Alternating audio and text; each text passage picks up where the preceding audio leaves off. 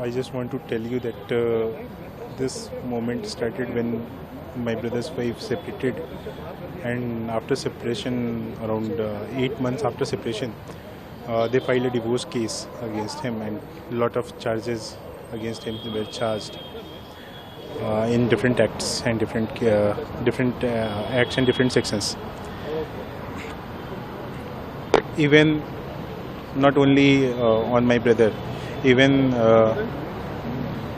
even on me, even on my old parents, all of them get all of them were charged against the dowry and all. Many type of cases were there. So basically I want to tell you that these everything in the system is for women, not for men. Every laws in India are for women, not for men. Why is it so? My question is this only, and my brother fought for this, and he left us by hanging himself. And मैं ये कहना चाहता हूँ कि जैसे शहीद भगत सिंह ने एक देश को जगाया था, मेरा भाई भी कुछ ऐसा ही करना चाहता है, कि लोगों को जगाना चाहता है कि कैसे परेशान किया जा रहा है, कैसे लोगों को शादी करके बर्बाद किया जा रहा है, या तो वो बर्बाद हो जा रहे हैं या अपने आप को ऐसे ही छोड़ के चले जा रहे हैं अपने लोग इस दुनिया से.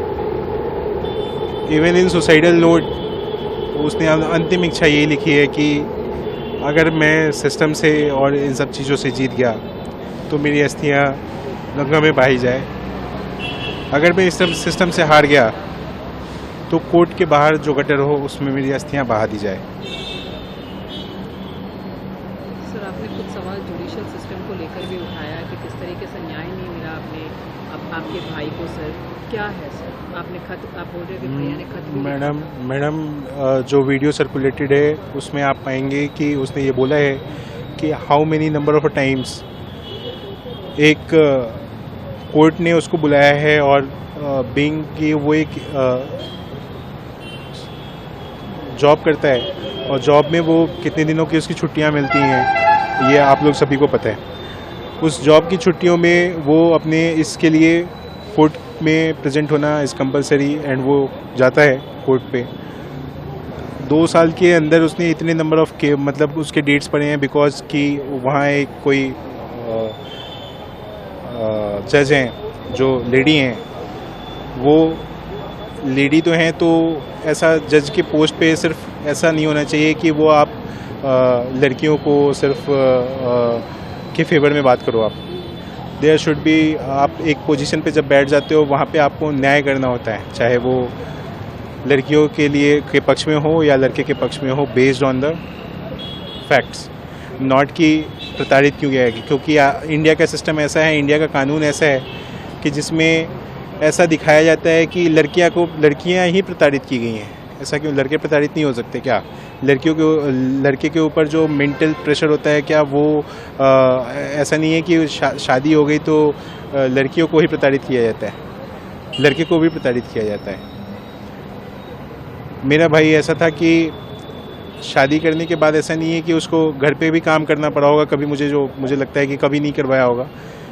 ही earn that much of money कि वो सारी चीज़ें समझता था और करता था, सब कुछ किया उसने उसके लिए. बट जो भी चीज़ हुआ अनफॉर्चुनेट हुआ, और मुझे पता ही नहीं था कि ऐसा भी कुछ कर सकता है. अदरवाइज़ इवन एक बार भी, सिंगल बार भी एक बार वो मेरे से डिस्कस किया होता या पापा से डिस्कस किया होता, तो आई गेस कि मैं उसको यहाँ से निकाल के लेके गया होता. बट वो कभी डिस्कस नहीं किया, मेरे से भी नहीं किया और पापा से भी नहीं किया डिस्कस इस चीज़ों पे. और जस्टिस इज़ ड्यू वो उसने लिखा है अपने सुसाइडल नोट पे, तो मुझे जस्टिस चाहिए, एट एनी कॉस्ट चाहिए. उसने अपने जो मेल्स भेजे हैं वो प्रेसिडेंट ऑफ इंडिया को भी भेजा है, उसने सुप्रीम कोर्ट ऑफ इंडिया को भी भेजा है.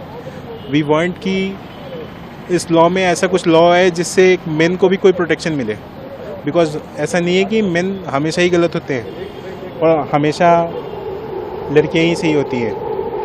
ऐसा भी हो सकता है कि लड़के सही होते हैं और लड़कियां गलत हो सकती हैं। लड़कियों के 10 अफेयर हो सकते हैं, तो ये गलत नहीं हो सकता है क्या? ये भी सिस्टम में है। बट क्या एक लड़का जा सकता है कि मेरी वाइफ के 10 अफेयर चल रहे हैं तो मैं इससे सेपरेट होना चाहता हूँ? है क्या ऐसा कोई सिस्टम? नहीं है। ऐसा कोई कानून नहीं है जिसमें लड़के जाके अपनी हेल्प मांग सकें किसी से। हर जगह वो आपको बताया जाता है कि लड़कियां ही सबसे दया पात्र हैं, सबसे सब कुछ है।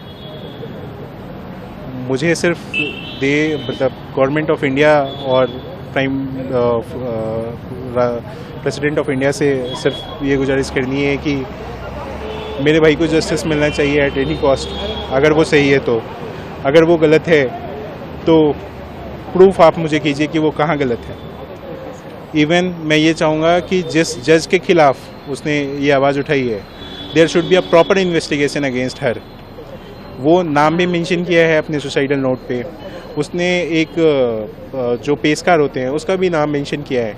उस पेशकार जो है वो ऐसा करता है कि जो जज है उसके सामने में बैठ के डेट लिखता है कि कौन सी डेट को अगली तारीख आनी है, अगली तारीख को आनी है।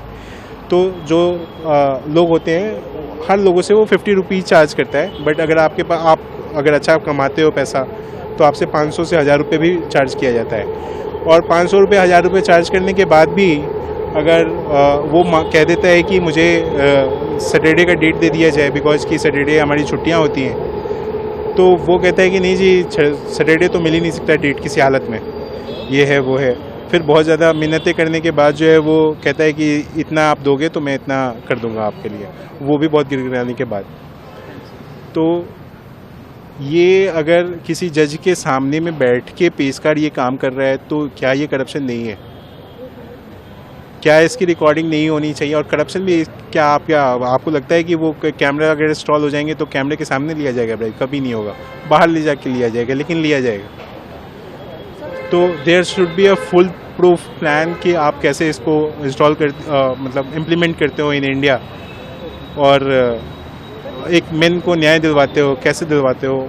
मेरे भाई की तरह बहुत सारे भाई हैं, मेरे बड़े लोग भी होंगे जो शादी करके बहुत गलत तरीके से फंसे हुए होंगे। तो मुझे ये कहना है कि सभी लोगों को न्याय मिलना चाहिए। एक कानून होना चाहिए उनके अगेंस्ट, हमारे फेवर में भी एक कानून होना चाहिए जिसकी हम हेल्प ले सकें।